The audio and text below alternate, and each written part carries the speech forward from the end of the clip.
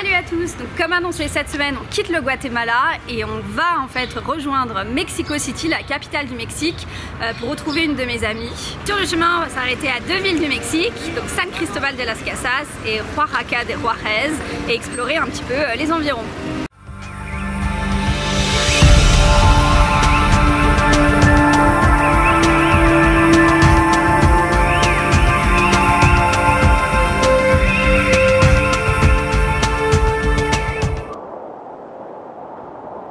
Après 3 semaines dans la partie la plus touristique du pays, la péninsule du Yucatan, nous rejoignons le cœur du Mexique. Moins célèbres mais plus authentiques, les États du Chiapas et de Oaxaca, que nous traversons cette semaine, n'en abritent pas moins des merveilles. Villes coloniales colorées, villages indigènes aux traditions séculaires et ruines précolombiennes occupent des paysages de montagnes verdoyants au Chiapas et plus arides dans la région de Oaxaca. Pour ces 3 premiers jours de la semaine, on va se baser ici à San Cristobal de las Casas, que tout le monde nous a recommandé puisqu'il y a plein de bons restos, que c'est dans les montagnes et que c'est super sympa. Et on va aller visiter la ville et les alentours.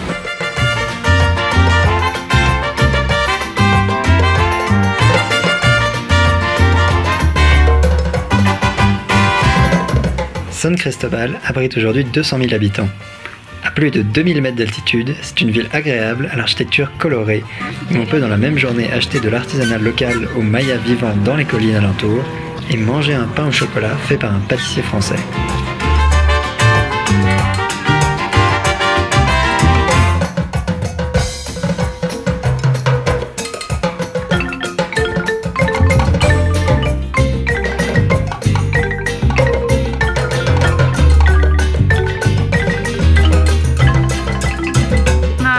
Adoré venir faire les musées textiles dans la ville, mais forcément après avoir pris notre premier cours de tissage, ça a une saveur différente. Et c'est vrai qu'après avoir mis 2 après-midi à tisser une pauvre écharpe, on se rend compte du temps et de la difficulté que ça prend de faire des robes, des t-shirts avec le niveau de détail qu'elles y mettent. Sachez quand même qu'on a vu des écharpes comme celles qu'on avait faites au magasin et qu'elles coûtent une vingtaine d'euros.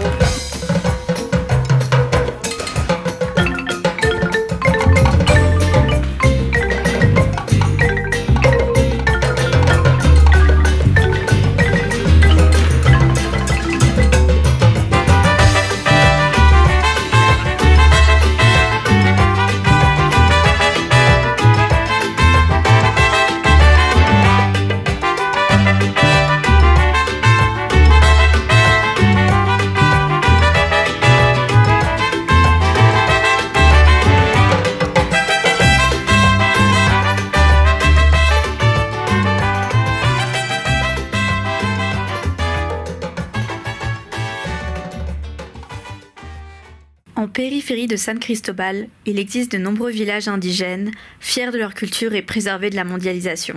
Accompagnés d'un guide local, nous visiterons 2 d'entre eux, San Juan de Chamula et Zinacantan.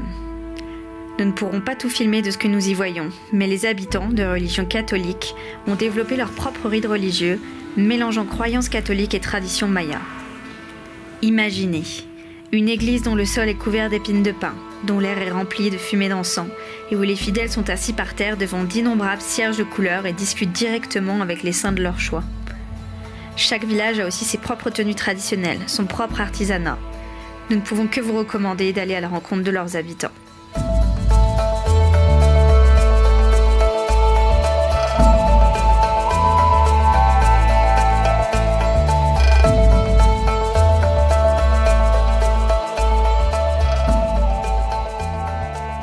Quelques excursions à faire dans les environs de San Cristobal. Donc on a déjà fait les cascades de Agua Azul et Misol A, et donc on va voir le canyon de Sumidero en bateau.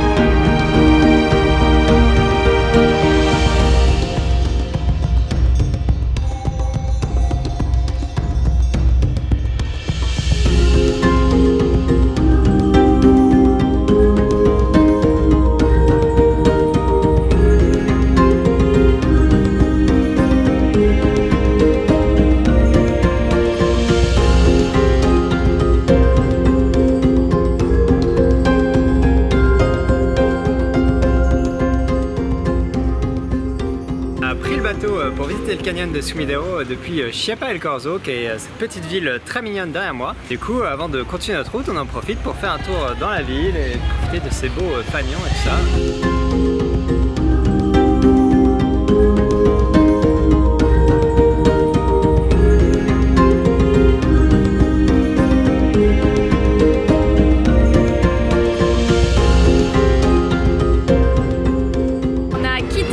El Corzo en bus de nuit pour rejoindre la ville de Oaxaca, capitale de l'état de Oaxaca. On va rester 3 jours dans cette ville et pendant ce temps on va pouvoir un peu voir toutes les facettes que la ville a à offrir. C'est une ville qui est connue pour son artisanat, il y a pas mal de villages aux alentours qui le préparent, pour le chocolat, pour les marchés. C'est une ville de rebelles où il y a encore aujourd'hui fréquemment des manifestations et d'ailleurs à peine arrivé on est tombé dans une manifestation. Il y a plein de sites archéologiques aux alentours puisqu'il y avait les apothèques qui vivaient ici à l'époque et pas mal de galeries d'art aussi, donc vraiment plein de choses à faire.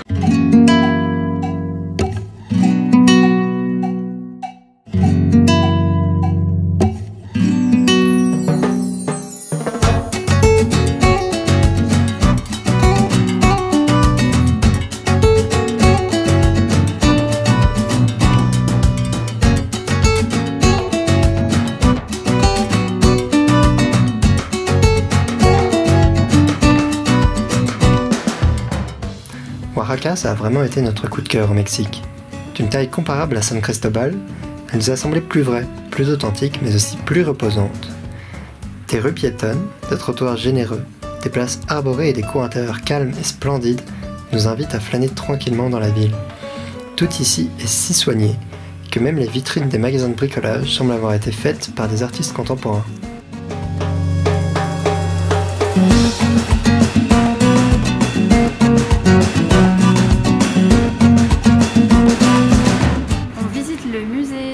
De Oaxaca qui est juste sur la place principale avec la cathédrale. Vous allez voir, c'est un musée un peu d'art contemporain où certaines salles sont plus étranges que d'autres.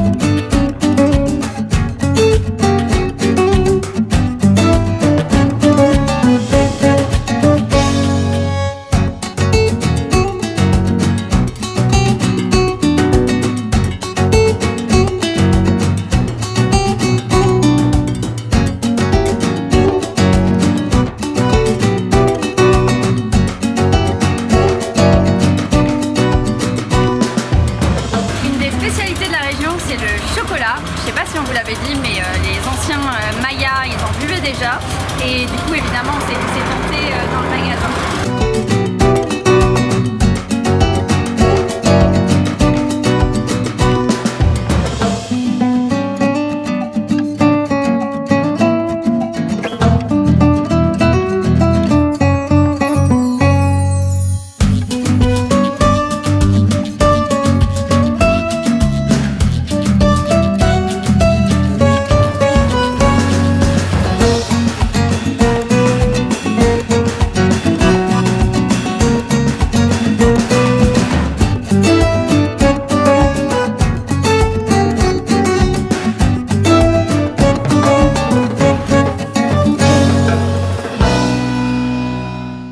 Qui dit retour au Mexique dit aussi retour au grand site archéologique. On est donc maintenant à Monte Alban, juste à côté de Oaxaca.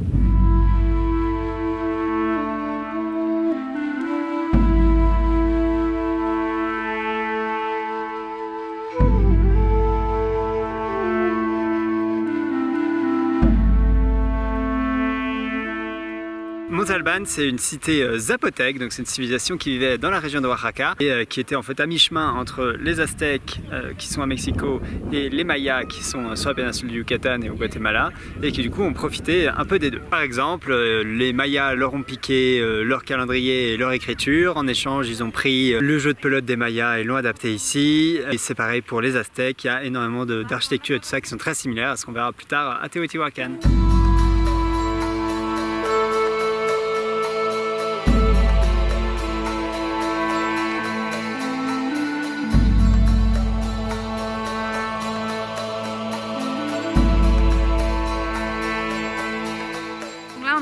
juego de pelota, donc comme chez les Mayas, sauf que les règles sont un petit peu différentes parce qu'il n'y a pas les disques sur les côtés dans lesquels on faisait passer la balle. Ils pensent que, vu qu'il y a une pierre ronde au milieu qui reste, il devait y avoir quelque chose en rapport avec ça, mais on ne sait pas en réalité.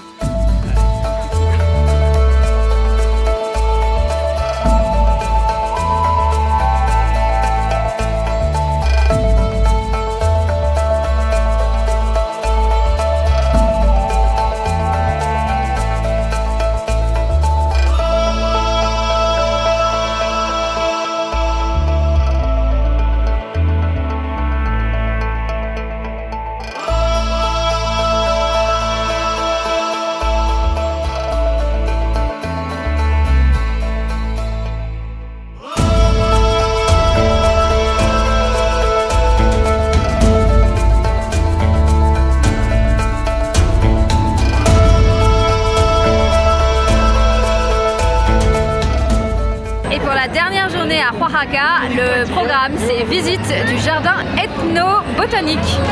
Bon ok, on est en retard sur les textes, donc là on est en train de tourner le texte de Oaxaca de nuit à Mexico City, mais c'est pas grave.